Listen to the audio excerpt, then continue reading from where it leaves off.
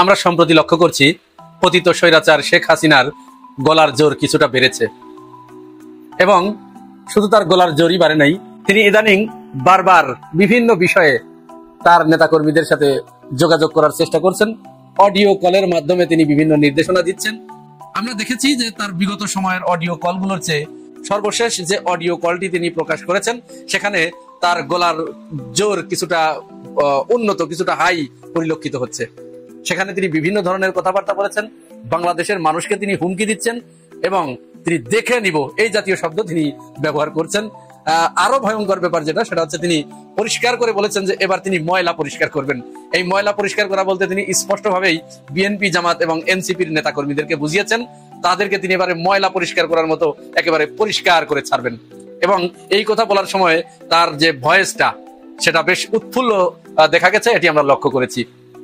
এখন আপনাদের কাছে কি একটা প্রশ্ন মাথার ভিতরে ঘুরপাক খায় না যে আচ্ছা, এই যে শেখ হাসিনা একের পর এক অডিও কল প্রকাশ করছে, তো যোগাযোগের সবচেয়ে উত্তম মাধ্যম তো ভিডিও কল। তিনি তো তার নেতাকর্মীরা দীর্ঘদিন তাকে দেখে না, তার চেহারা দেখে না। তার চেহারা কি আগের মতো আছে? সে বাংলাদেশ থেকে পালিয়ে যাবার সময় যে চেহারা নিয়ে গিয়েছিল, এখন কি সেই চেহারা আছে? চেহারার সেই জৌলুস আছে? মুখের অবয়ব ঠিক আছে, নাকি সেগুলো পরিবর্তিত হয়ে অন্য কোনো কিছুর আদল ধারণ করেছে, অন্য কোনো কিছুর রূপ ধারণ করেছে? এই প্রশ্নটা কি আসা স্বাভাবিক নয়? আমরা ধারণা করতে পারি তার মুখের আকৃতি বিকট ভাবে পরিবর্তিত হয়ে গেছে এবং ভয়ঙ্কর আকৃতি ধারণ করেছে, যে ফেসটা মানুষের সামনে দেখানোর মতো নয়। মানুষের সামনে যদি ওই ফেসটা, ওই মুখটা দেখানোর মতো পরিবেশ থাকতো, পরিস্থিতি থাকতো, যদি মানবিক অবয়ব থাকতো, তাহলে তিনি ভিডিও কল করতেন।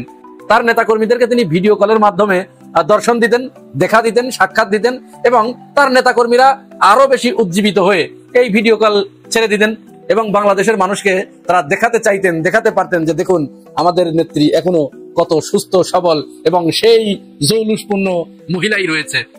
কিন্তু সেটি হচ্ছে না। তিনি বারবার তার অডিও কলই প্রকাশ করছেন, অডিও কলই ছেড়ে দিচ্ছেন, তিনি প্রকাশ্যে আসছেন না, তার চেহারা কাউকে দেখাচ্ছেন না।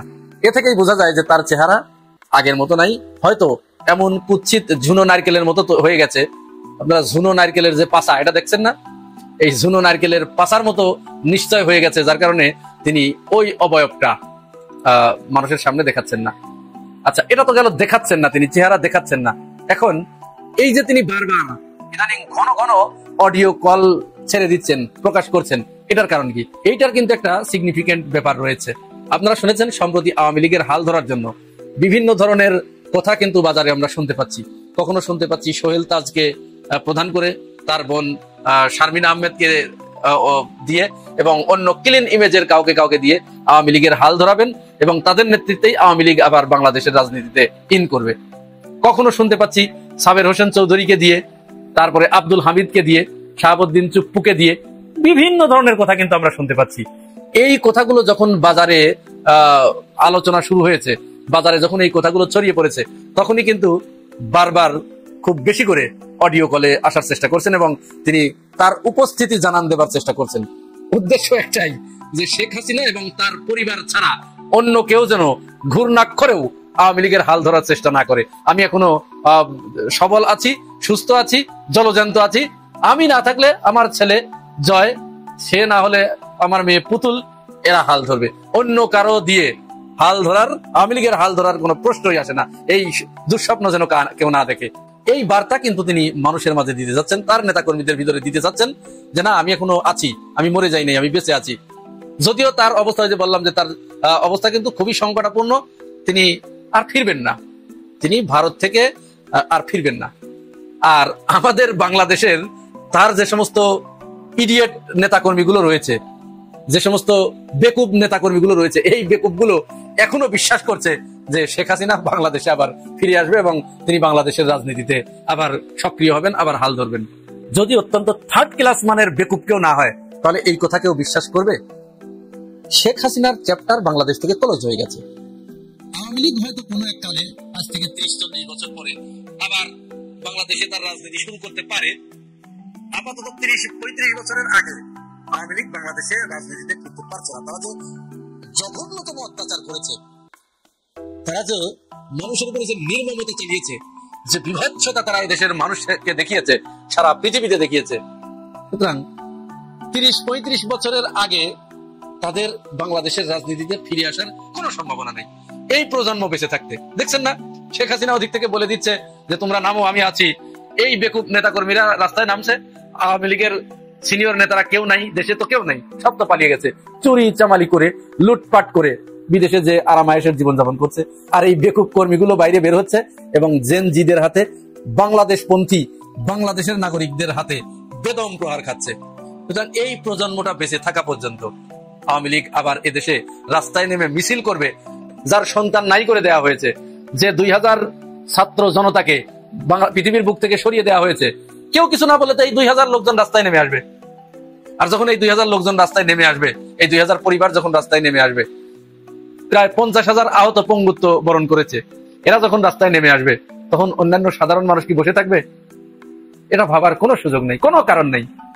সুতরাং বেকুবগিরি বাদ দিয়ে বাস্তবতার নিরিখে আওয়ামী লীগের নেতাকর্মীদের রাজনীতি করা উচিত। এখন এই যে শেখ হাসিনা ভারতে বসে বিভিন্ন ধরনের দুর্গন্ধময়, প্রতি দুর্গন্ধময় বাক্য ছড়াচ্ছেন, তিনি হুমকি দিচ্ছেন, তিনি আবার বিএনপিকে কিন্তু একটা টপ দিয়েছে যে আওয়ামী লীগ নিষিদ্ধ হলে কিন্তু বিএনপির কপালেও কষ্ট আছে, বিএনপিকেও কিন্তু নিষিদ্ধ করে দেবে বলেছে শেখ হাসিনা। বিএনপিকে টপ দিচ্ছে, অর্থাৎ বিএনপিকে একটু হাতে রাখার চেষ্টা করছে। কিন্তু ভাই, বিএনপির নেতাকর্মীরা বিগত 17 বছর ধরে যে গুমের শিকার হয়েছে, যে জেল জুলুম হুলিয়ার শিকার হয়েছে, এগুলো ভুলে যাবে? বিএনপির নেতাকর্মীরা কি এই আওয়ামী লীগের নেতাকর্মীদের মতো এরকম দেশদ্রোহী? বিএনপির নেতাকর্মীরা প্রচন্ড দেশপ্রেমিক। দেখছেন না, আওয়ামী লীগ যেখানে নামছে একমাত্র বাধা তো তাই দিচ্ছে। জামাত ইসলাম সহ অন্যান্য দলের পক্ষ থেকে আমরা এখনো লীগ ঠেকানোর ওইভাবে কোনো তৎপরতা দেখছি না, কিন্তু যেখানে যেটুকু হচ্ছে এটুকু বিএনপি করছে, বিএনপি নেতাকর্মীরা করছে। সুতরাং বিএনপিকে যতই পাম মারা হোক, এতে কোনো কাজ হবে না। বিএনপির নেতাকর্মীরা তাদের দীর্ঘ 17 বছরের যে ক্ষত, এই ক্ষত হারে হারে কোরায় গন্ডায় বুঝিয়ে দেবে আওয়ামী লীগকে। এই স্বপ্ন দেখে লাভ নেই। আর অপরদিকে আমাদের আহাম্মক এক পার্শ্ববর্তী রাষ্ট্র ভারত, এরা এত ইডিয়েট, এত বেকুব যে এই শেখ হাসিনাকে এখনো পর্যন্ত তারা তাদের দেশে রেখে দিয়েছে। এবং শেখ হাসিনাকে ইচ্ছা করলে তারা চুপ করাতে পারতো, কিন্তু করাচ্ছে না। তারা তাদের সেই পুরনো চরিত্রই তারা এখনো বজায় রেখেছে। তারা আবার শেখ হাসিনার নেতাকর্মীদেরকে তারা সেখানে স্থান দিয়েছে, সেখানে ঠাঁই দিয়েছে, আশ্রয় দিয়েছে। সেখানে বসে তারা বাংলাদেশের মানুষের সাথে অস্থিতিশীল করার চেষ্টা তারা সেখানে বসে চালিয়ে যাচ্ছে। তারা আবার বাংলাদেশের সাথে সম্পর্ক ভালো চায়। এটি কোনো পাগলে বিশ্বাস করবে? শেখ হাসিনাকে, আওয়ামী লীগের নেতাকর্মীদেরকে সেখানে আশ্রয় দিয়ে বাংলাদেশের সাথে তোমরা সম্পর্ক ভালো করবে? এটি নয়, কখনো হবে না, কখনো নয়। এদেশের মানুষ এটি কখনো মেনে নেবে না। তোমাদের দাদাগিরি ওদিন শেষ। শেখ হাসিনাকে যে উলঙ্গ সাপোর্ট দিয়ে এদেশের মানুষের উপরে যে অত্যাচার ভারত করিয়েছে, এর জন্য ভারত প্রকাশ্যে করজোরে যদি বাংলাদেশের জনগণের কাছে ক্ষমা না চায়, তাহলে ভারতের এইখানে আর কোনোদিন ঠাঁই হবে না, এই বাংলাদেশে কোনোদিন নয়। এখন আমাদের দেশের অপরাধীদেরকে, চিহ্নিত দাগী সন্ত্রাসীদেরকে ভারত সেখানে আশ্রয় দিয়ে, তাদেরকে সাহায্য সহযোগিতা দিয়ে, যে তাদেরকে লালিত পালিত করে বাংলাদেশের পরিবেশ অস্থিতিশীল করার চেষ্টা করছে, সেদিন আর বেশি দূরে না এই বাংলাদেশে এমন একটা নেতৃত্ব চলে আসবে, যেদিন ভারতের যে সিভিল সিস্টেম রয়েছে, আসামের যে সমস্যা রয়েছে, তারপরে তাদের যে কাশ্মীরের যে সমস্যা রয়েছে, এদেরকে বাংলাদেশ থেকেও সাপোর্ট দেওয়া হবে। তুমি যা করছো তা এরাও তাই করবে, সাপোর্ট দিবে। কেমন লাগবে তখন? তুমি যেমন আমার দেশের সন্ত্রাসীদেরকে সেখানে নিয়ে আশ্রয় দিয়ে তাদেরকে লালন পালন করছো, বাংলাদেশকে অস্থিতিশীল করার চেষ্টা করছো, তোমার ওইখানে যারা অস্থিতিশীল পরিবেশ তৈরি করতে চায় তাদেরকে ওইখানে লালন পালন করা হবে, আশ্রয় দেওয়া হবে। তখন দেখি তোমার কেমন লাগে। কিন্তু মায়ের হবে, কিন্তু সাউন্ড হবে না, কিচ্ছু করতে পারবে না।